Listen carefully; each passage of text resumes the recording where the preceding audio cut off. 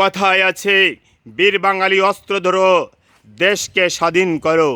বীর বাঙালি অস্ত্র ধরো, দেশকে শত্রু মুক্ত করো। আপনারা দেখছেন চুয়াডাঙ্গা জেলার দামুড়হুদা উপজেলার আটকবর নামক স্থানের ভিডিও চিত্র। আপনারা দেখতে পাচ্ছেন এই 8 জন বীর সেনানী সম্মুখ যুদ্ধে অসম বীরত্ব প্রদর্শন করে, চূড়ান্ত বীরত্ব প্রদর্শন করে বাংলাদেশকে শত্রুমুক্ত করেছিল, অর্থাৎ চুয়াডাঙ্গা জেলাকে শত্রুমুক্ত করেছিল। এই 8 জন বীর সেনানীর আত্মত্যাগের মহিমায় চিরভাষ্য আটকবরের ইতিহাস সম্বলিত স্মৃতিফলক। 1971 সালে 5ই আগস্ট চুয়াডাঙ্গা জেলার মুক্তিযুদ্ধের ইতিহাসে এক বেদনার্ত ইতিহাসের সাক্ষ্য বহন করছে। ঘটনার ঠিক আগের দিন মুসলিম লীগের কুখ্যাত রাজাকার কুবাত খাকে ক্যাম্প থেকে ধরে নিয়ে আসা হয়। 5 আগস্ট একদল রাজাকার হীন ও জঘন্য কৌশল অবলম্বন করে বীর মুক্তিযোদ্ধাদের কৌশলে ডেকে আনে এবং তাদেরকে নির্মমভাবে হত্যা করা হয়। আপনারা এখন দেখতে পাচ্ছেন তাদের স্মৃতিফলক। এই বাংলাদেশের জন্য বুকের তাজা রক্ত দিয়ে যে 8 জন বীর সেনানী চুয়াডাঙ্গা জেলাকে রক্ষা করেছিল, তাদের নাম হলো শহীদ হাসান গোকুলখালী চুয়াডাঙ্গা, শহীদ তারেক পোড়াদা কুষ্টিয়া, শহীদ রওশন বাটিয়াপাড়া চুয়াডাঙ্গা, শহীদ খকন চুয়াডাঙ্গা পৌরসভা, শহীদ কাশিম চুয়াডাঙ্গা পৌরসভা, শহীদ রবিউল ইসলাম সরিষাডাঙ্গা চুয়াডাঙ্গা, শহীদ কিয়ামুদ্দিন রোয়াকুলি জিয়ালা চুয়াডাঙ্গা, শহীদ আলফাজউদ্দিন চুয়াডাঙ্গা। আহত অবস্থায় যারা প্রাণে বেঁচেছিলেন আলী আসগর, মোস্তফা খান, আখতারুজ্জামান, আজম আক্তার, হুমায়ুন কবির, নুরুল আমিন, হোসেন আলী। বীর মুক্তিযোদ্ধাদের আত্মত্যাগের বিনিময়ে আমাদের এই বাংলাদেশ, আমাদের এই জন্মভূমি। এই মহান বীর সেনানীরা যেখানে শুয়ে আছেন সেইখানকার পরিবেশ অত্যন্ত মনোরম এবং চমৎকার ও সুন্দরভাবে সাজিয়েছেন বাংলাদেশ সরকার।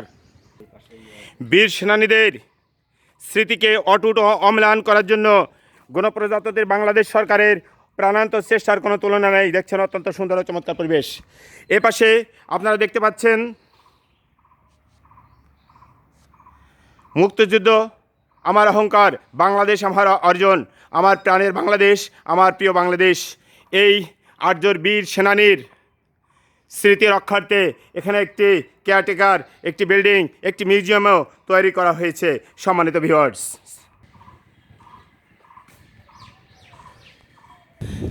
আপনারা দেখছেন 8 শহীদ মুক্ত মঞ্চ। 8 শহীদ মুক্ত মঞ্চ। আমাদের সামনে উপবিষ্ট আছেন একজন ভারতীয় নাগরিক, যিনি বাংলার ভালোবাসায়, বাংলার টানে 8 শহীদের স্মৃতির প্রতি সম্মান জানিয়ে সেই 8 শহীদের স্মৃতিস্তম্ভ দেখতে ছুটে এসেছেন সুদূর ইন্ডিয়া থেকে। আমরা সংক্ষেপে ওনার মুখে দু একটি কথা শুনবো। আসসালামু আলাইকুম। আপনার নাম পরিচয় সহ আপনি কেন এসেছেন ইন্ডিয়া থেকে যদি একটু বলতেন।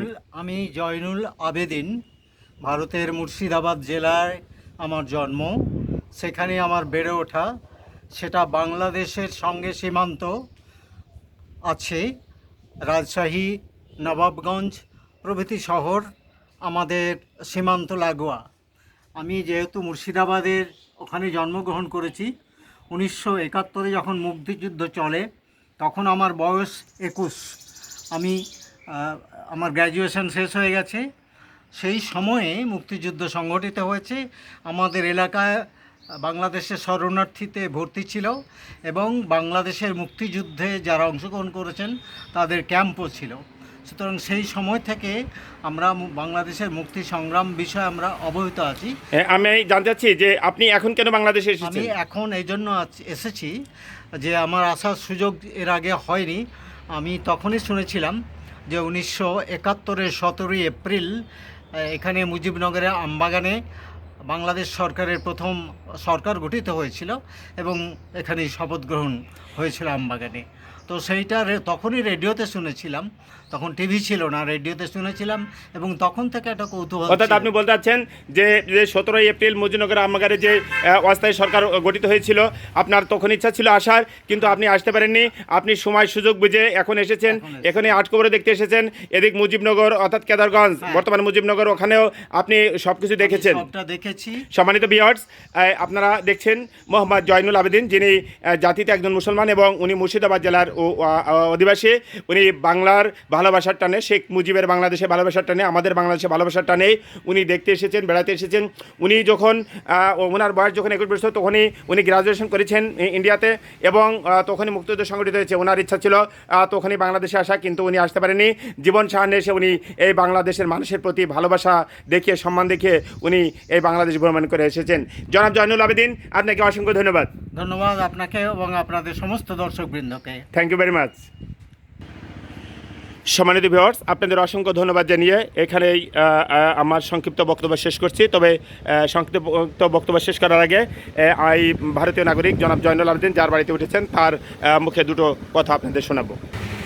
সম্মানিত ভিউয়ার্স, এতক্ষণ আপনারা যে জনাব মোহাম্মদ জয়নুল আবেদিন ভারতীয় নাগরিক এবং সম্মানিত ব্যক্তি যার সাক্ষাৎকার শুনছিলেন, উনি এসে উঠেছেন তার বাংলাদেশি এক বন্ধুর বাড়িতে, যিনি বাংলাদেশের আমাদের একজন বীর মুক্তিযোদ্ধা এবং স্বাধীনতা যুদ্ধে তার ব্যাপক অবদান আছে। আমরা তার মুখে দুটি কথা শুনবো এবং আটকবর এবং মুজিবনগর এবং তার সম্পর্কে আমরা 2 মিনিটের সংক্ষেপে একটু বক্তব্য জানতে চাই। আসসালামু আলাইকুম। ভালো আছেন? ভালো আছি।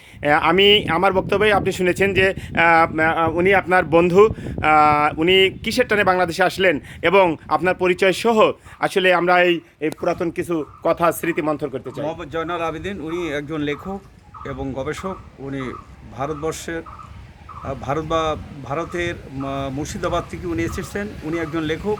ওনার সঙ্গে আমার পরিচয় ঢাকায় লেখক সম্মেলনে ওনার পরিচয়। উনি আমার বাড়িতে গতকাল এসেছেন। তো উনি বাংলাদেশে আসছে মুক্তিযোদ্ধা 1971 সালে যে সংগ্রাম হয়েছে, সেই সংগ্রামের অনেক স্মৃতি কথা যেগুলো ওনার হৃদয়ে আঘাত করে। যে উনি যখন স্কুল লাইফে তখন এই শরণার্থী এবং মুক্তিযোদ্ধা ওনার বাড়ির পাশে প্রশিক্ষণ নিতেন, তখন থেকে ওনার চিন্তা চেতনা যে মুক্তিযোদ্ধারা কোথায় লুকিয়ে, তারা কবর, গণকবর এবং তারা কীভাবে তারা সাহিত্য আছে সেগুলো আমি দেখব। তাদের স্মৃতি বিজড়িত স্থানগুলো অর্থাৎ মুক্তিযুদ্ধের স্মৃতির যে বিজড়িত ওনার মনে যে একটা আকাঙ্ক্ষা ছিলেন যে মুক্তিযোদ্ধারা কোথায় যুদ্ধ করতো, কোথায় তাদের কবরগুলো আছে, উনি সরাসরি একটু দেখবেন।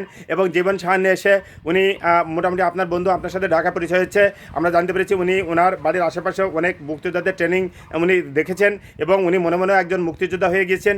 এবং সেই সাথে সাথে আঙ্কেল আমরা জানতে চাচ্ছি যে এই যে আটকবর সম্পর্কে একটু কিছু কথা বলুন। আটকবর, আমি একজন মুক্তিযোদ্ধা। তবে মুক্তিযোদ্ধা আমি, আপনার নামটা প্লিজ। আমি বীর মুক্তিযোদ্ধা মোজাম্মেল হক, লেখক একজন আমি।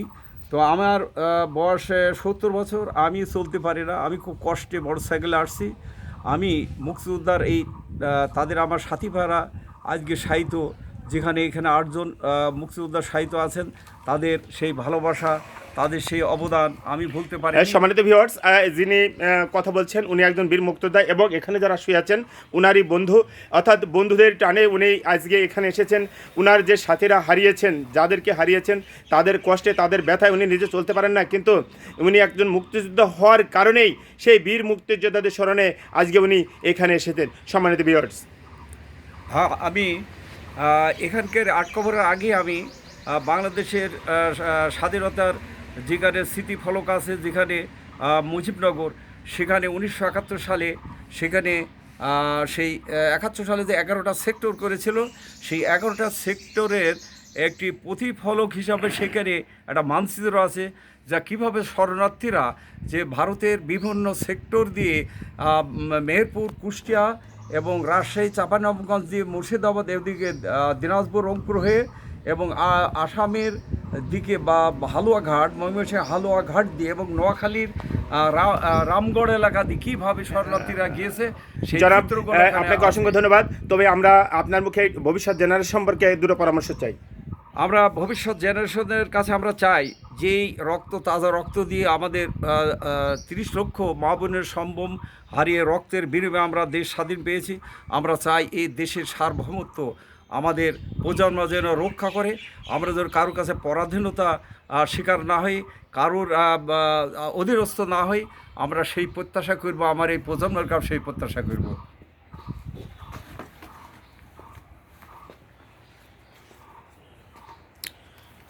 সম্মানিত ভিউয়ার্স, আমরা দুজন প্রবীণ ব্যক্তি পেয়েছি। আমাদের সৌভাগ্য যে এই জি টেলিভিশনে ওনারা দুজনে সাক্ষাৎকার দিয়েছেন এবং আপনারা ওনাদের জন্য দোয়া করবেন যেন ওনাদের শরীর সুস্থ থাকে। সেই সাথে সাথে ওনাদের বার্তা হলো এই নতুন প্রজন্ম এই মুক্তিযোদ্ধা সম্পর্কে জানুক এবং এ দেশকে আরও সামনের দিকে এগিয়ে নিয়ে যাক। মারামারি, হানাহানি, কাটাকাটি সব কিছু বন্ধ করে দিয়ে ভ্রাতৃত্বের বন্ধনে আবদ্ধ থেকে বাংলাদেশকে আরও সামনের দিকে এগিয়ে নেবে।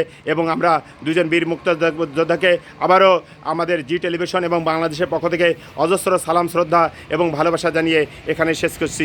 আসসালামু আলাইকুম ওয়া রাহমাতুল্লাহি ওয়া বারাকাতুহু।